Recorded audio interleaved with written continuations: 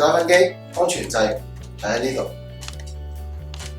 一個叫做安全保險開關，係你個蓋冚咗落去，壓到個開關掣，佢先會着到機嘅。而呢部機係零個嘅，因為你相信都好多人以前都好啦。咁呢部機有咩要注意咧？第一樣嘢，電線啦，每部我哋機咧有個紅色，呢個就係 fuse 13mm fuse 嘅。如果部機過熱或者會跳掣咧，就有第一粒就少咗粒 fuse 嘅。第二樣嘢，呢部機另外一粒 fuse，我哋叫做一個叫做馬達，即係個摩打嘅操作可以話。如果部機個摩打受熱太熱，或者佢個電壓太大，而呢粒 fuse 掣會跳出嚟，呢粒黑色字，你可以留意下。但係你哋用嘅時候，千祈唔好將粒 fuse 掣撳咗落去喎，咁就變咗部機就冇咗個保險掣喺度啦。咁如果跳咗點算啊？呢粒 fuse 會彈咗出嚟，咁長，呢個就已經跳咗掣啦。咁你點做咧？將部機攤翻動佢，撳翻粒 fuse 掣，咁佢就可以再重翻跳嘅。好啦，跟住呢部機嘅開關掣，你哋都睇到㗎啦，有一個擋手喺度，咁你冇咁貼到嘅。開關掣呢度，跟住隔離嗰個紅色嘅係一個鎖緊呢個打粉機嘅掣，扭實就係鎖，鬆咗佢你可以做個電擺動作。呢部機嘅打粉槽其實好明顯啦，你睇到啦，有個箭嘴位，亦都有個箭嘴位。呢隻蓋係好難扭落去，因為邊係咁。你要啱啱 cut 咗落去之後，扭一扭你嘅左手邊，順翻旁下，再扭翻右邊。而扭完之後，你覺得係可以開機嘅時候，麻煩大家留意下一樣嘢。呢一條邊，你睇下貼唔貼？貼嘅話就代表呢個打粉蓋同打粉槽完全成一個合併嘅狀況。然之後再望一望呢條欄係咪貼嘅？貼嘅話，你先好開機，因為保障個蓋會飛出嚟。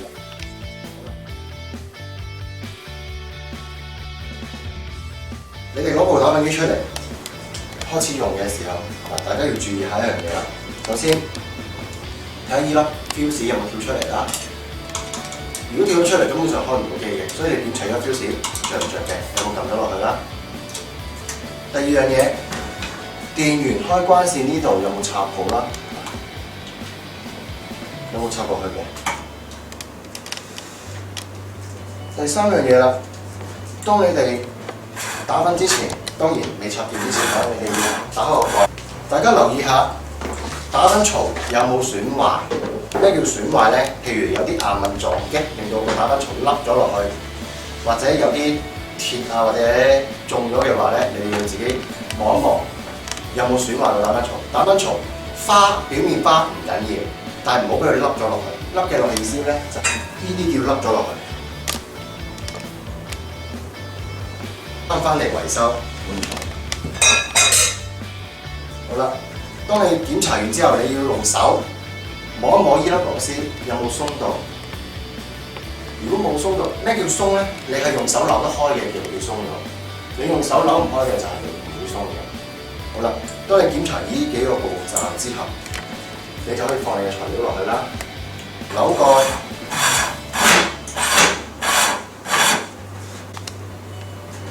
咁係為之貼咗落去。如果唔貼係咩咧？離啦，呢條叫罅。你見到離罅，你千祈唔好開機，因為有機會震鬆飛出嚟。所以你一定要注意貼咗佢，跟住你先可以開機試。開機要打粉工作。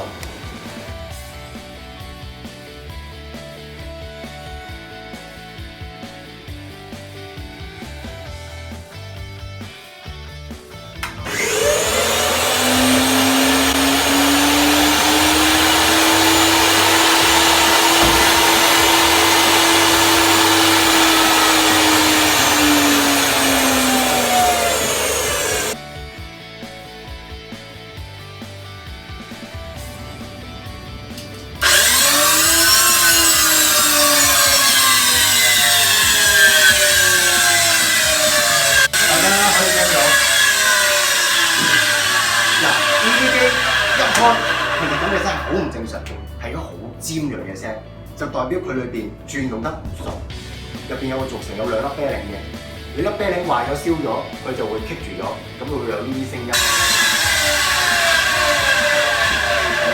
呢部機係壞嘅燒啤令嘅，同埋你哋留意下把。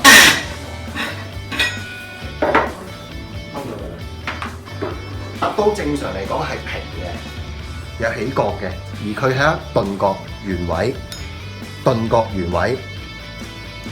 你呢啲其實已經要換刀嘅攞翻嚟，因為你呢把刀一定係好平，一個起角兩隻角。